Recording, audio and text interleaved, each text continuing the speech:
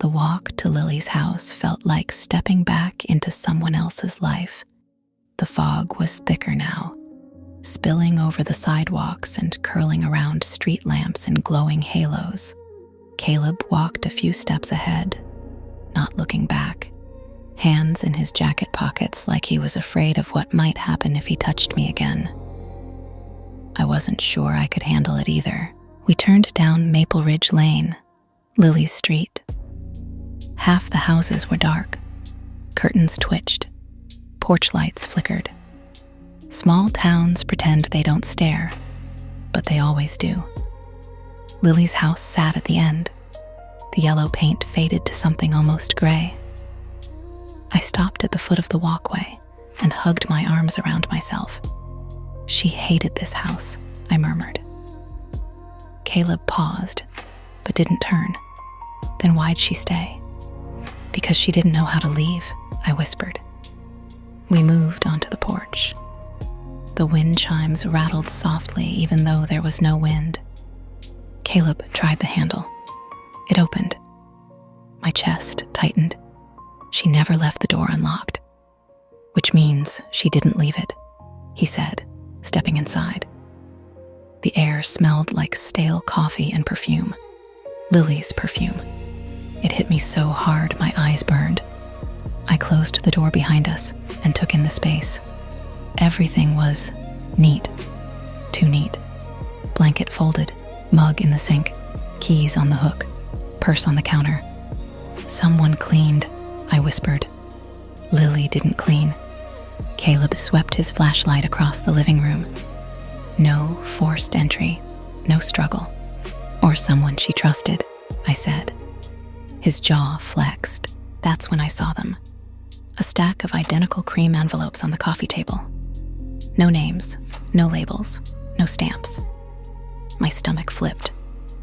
I reached for one, but my fingers hesitated just above the paper. Elena, Caleb warned. I opened it anyway. Inside was a photo. Lily, walking to her car in broad daylight.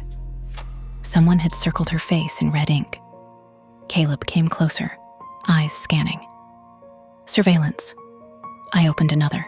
Lily at the grocery store. Another. Lily at the gas station. All photos taken from close range.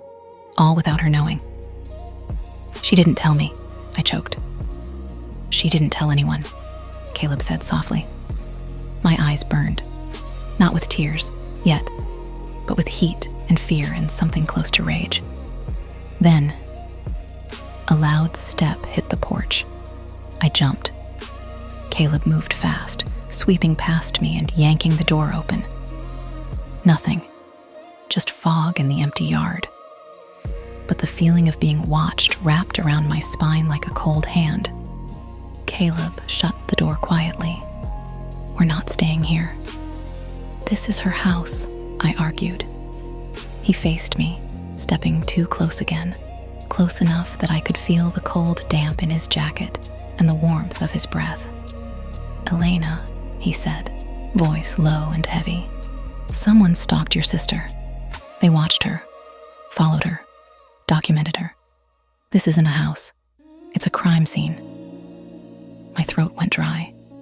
Then what do we do? He looked at the envelopes, then at me. We build a timeline, and you stay with me. The heat between us snapped tight again. Anger, desire, fear, all tangled into something I couldn't untangle if I tried. I'm not fragile, I whispered. I know, he replied. That's why it scares the hell out of me. I didn't know how to answer that, so I just gathered the envelopes with shaking hands. We stepped outside into the night again. The fog curled around our ankles, thick and intimate. The ocean beyond the houses looked black and endless. Tidemark hadn't changed. It was still the kind of town that swallowed people whole. I swallowed hard. Caleb, why didn't you tell me? He didn't look at me. He just kept walking toward the truck. Because, he said, voice rough and quiet, if you knew everything, you never would have come back. And that was exactly why I had to.